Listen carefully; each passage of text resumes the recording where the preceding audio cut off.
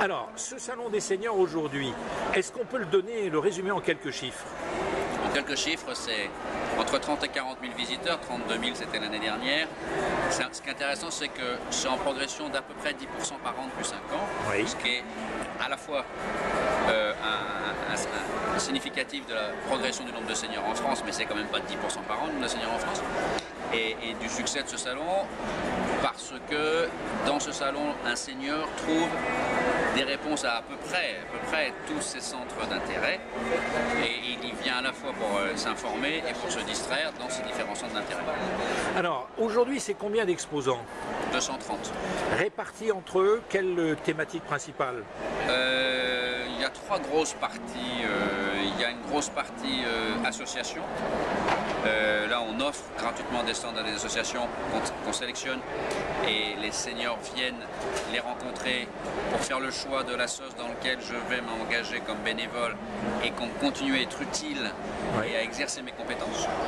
Donc ça, c'est un premier pôle. Un deuxième pôle important, c'est le tourisme, où là, il y a une tendance émergente qui est le tourisme intelligent, je l'appellerais comme ça, c'est-à-dire que c'est pas juste des croisières, c'est intelligent une croisière, mais c'est pas juste du farniente, c'est du voyage à thème, du voyage caritatif. Là, il y a des gens qui proposent des voyages en Ouzbékistan. Par exemple, Pardon. Par exemple, quelle société qui offre des voyages? voyages? C'est Vacances Bleues qui fait ça. Voyage en Ouzbékistan. Oui, qui fait aussi des voyages à thème où on peut apprendre de l'anglais, de la photo, etc. Et en même temps, on a une partie farniente. Ça, c'est très significatif de l'état d'esprit d'un senior, c'est qu'il va à la fois se faire plaisir, mais il n'est pas juste à faire pile face sur la plage. Voilà. Et donc, le deuxième paquet, c'est le deuxième gros village, c'est le village du tourisme. Le troisième, c'est retraite et droit. Et aujourd'hui, avec l'actualité nouvelle de la retraite, il y a plus de questions qu'avant. Et puis, le dernier, c'est nouvelles technologies d'une manière générale. Et ça s'étend jusqu'à la question du maintien à domicile, auquel on a donné beaucoup d'importance cette année en créant un village qui montre comment on met en sécurité, avec des moyens très simples et qui ne coûtent rien, et qui sont faciles à mettre en œuvre. On met en sécurité un domicile de façon à éviter à nos aînés, parce que ça concerne les plus âgés, les 3 millions et quelques depuis 80 ans, et ça de façon à leur éviter qu'ils aillent en maison de retraite.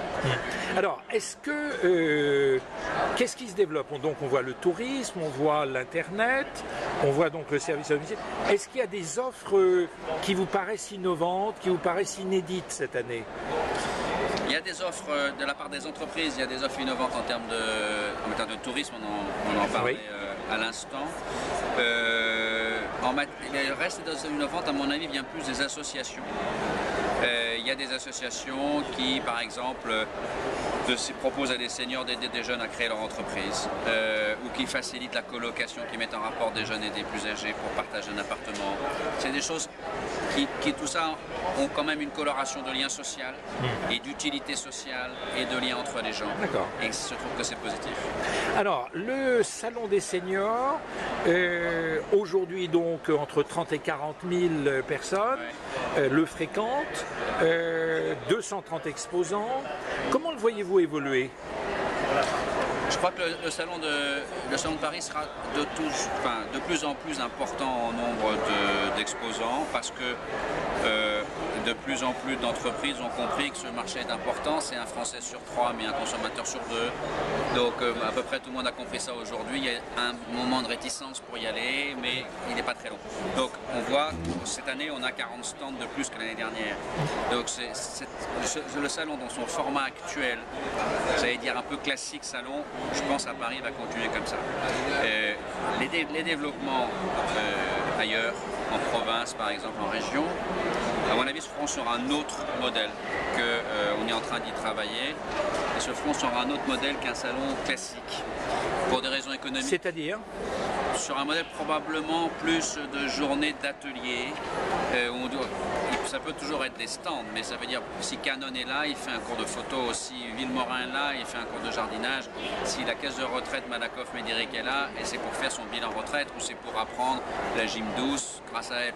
Donc il y a déjà ça sur le stand de Paris, sur le salon de Paris, il y a des stands qui proposent ce genre de choses, des gens comme Filieris par exemple, qui proposent des tas d'activités sur leur stand. Notre Temps aussi propose des tas de choses, mais c'est pas le cas de tous les stands. Donc plutôt que des stands qui soient purement commerciaux, qui vendent de la prestation, par exemple de la prestation de voyage. Je ne sais pas qu'on n'en aura jamais, mais l'intérêt, c'est, je crois qu'il y a un salon qui existe à Paris qui marche très bien, qui s'appelle Kid Expo, qui a mis longtemps à marcher d'ailleurs, mais qui maintenant marche bien. Guide Expo. Kid Expo, pour les enfants. Ce que les plus anciens ont connu sous le nom de salon de l'enfance. Et donc où on fait, c'est que des stands où les enfants viennent faire des choses, apprendre ou faire des jeux. Et voilà, l'idée c'est un peu la même chose, c'est de se dire... Plus interactif et plus participatif. Très actif, et en région, ça permet après de mobiliser les collectivités locales. Alors, est-ce qu'il y a déjà des villes de province que l'on vise ou... Il y a des villes sur lesquelles on est en train de travailler, Lyon, Nantes en particulier. D'accord, qui sont des pôles, de forts pôles de sensibilité en province. C'est des villes où on dicte un peu la tendance. Oui, et puis c'est surtout des villes dans lesquelles il y a deux choses, du dynamisme, et il en faut parce qu'on a besoin de partenaires qui bougent, qui nous accompagnent, et deux, suffisamment, une démographie favorable, suffisamment de seniors autour de la ville. Alors, quand maintenant vous invitez ou vous incitez un exposant, là on voit par exemple qu'il y a Jaguar cette année, vous incitez un exposant qui n'est jamais venu, qu'est-ce que vous lui vendez, je dirais, comme idée? Qu'est-ce que vous prenez comme argument pour réussir à le convaincre? Alors, l'espèce Jaguar, et c'est lui qui est venu tout seul. C'est lui qui a compris tout seul que le marché des seniors était important. C'est intéressant dans l'exemple de Jaguar. Parce que, évidemment qu'on a contacté Renault, Citroën, Peugeot, qui ont un public senior comme toutes les marques automobiles, puisque, comme c'est expliqué dans Seniorscopie, une voiture 9 sur 2 est achetée par un senior et 8 sur 10 c'est voitures haut de gamme. Haut de gamme étant définie par plus de 23 000 €. Les Jaguars qui sont là valent entre 50 000 et 100 000 €. Donc les marques, les grandes marques françaises, disent « Cachez-moi ce senior que je ne veux pas voir ». Et qui pourtant est mon client. Mais je ne veux pas voir. Ils créent la Citroën C3 monospace qui est faite uniquement pour les seniors, mais surtout on n'en parle pas au salon des seniors, et au passage on n'en fait pas non plus la pub dans les journaux seniors comme notre chose. Et des gens qui, les marques étrangères, Mercedes, Jaguar, savent que leur public est complètement senior, que c'est là qu'il y a l'argent aujourd'hui, parce que les seniors ont 40%, 38% de revenus supérieurs de plus que les moins de 50 ans, pour les plus jeunes d'entre eux en tout cas. Et donc eux, ils n'ont pas ces réticences-là. Ils sont dans une démarche pragmatique, il faut vendre des voitures. Il se trouve que les gens qui aiment les voitures, qui sont dans un moment de leur vie, ils ont envie de se faire un peu plaisir et d'être un petit peu moins raisonnables, les enfants étant partis, et qui ont de l'argent, s'appellent des seniors. Et donc les gens de Jaguar ou de Neubauer en l'espèce, qui est concessionnaire, ben, ils ont fait tout simplement ce raisonnement-là et ils sont venus nous voir en disant est-ce que vous pouvez nous accorder un peu d'espace. D'accord. Alors, en revanche, quand vous essayez d'avoir quelqu'un que vous n'avez pas jusqu'alors, qu'est-ce que vous lui dites? On lui dit 3 choses. On lui rappelle, on lui explique quelquefois l'intérêt du marché des seniors, un peu ce qu'on vient de dire, c'est-à-dire de l'argent à un moment où on construit une nouvelle vie et donc on doit faire des nouveaux achats. Et ça c'est le premier point. Deuxième point, on lui dit, après on lui parle du salon et on lui dit parmi les médias, il y a un média qui s'appelle les salons, il a une fonction particulière qui permet de faire des démonstrations, d'être en face à face avec ses clients, d'inviter ses prospects, d'inviter ses clients pour faire de la relation client. On peut faire beaucoup de choses à travers un salon qu'on ne peut pas faire avec d'autres médias. Donc le salon est un média, n'est pas juste du mètre carré. Donc ça c'est la deuxième chose qu'on lui dit. Et la troisième chose c'est qu'on réfléchit avec lui à la façon de, et c'est comme ça qu'on gagne, on réfléchit avec lui à la façon de créer un stand intelligent, à l'animation de son stand, qui soit un peu plus malin que simplement faire un jeu concours, et qui soit un truc qui aille bien avec l'ADN de la marque qui prend le stand et en même temps qui corresponde bien au public. Et comme nous on connaît bien le public, on peut lui dire ça va intéresser les visiteurs ou ça va pas les intéresser. Donc on fait du conseil un peu.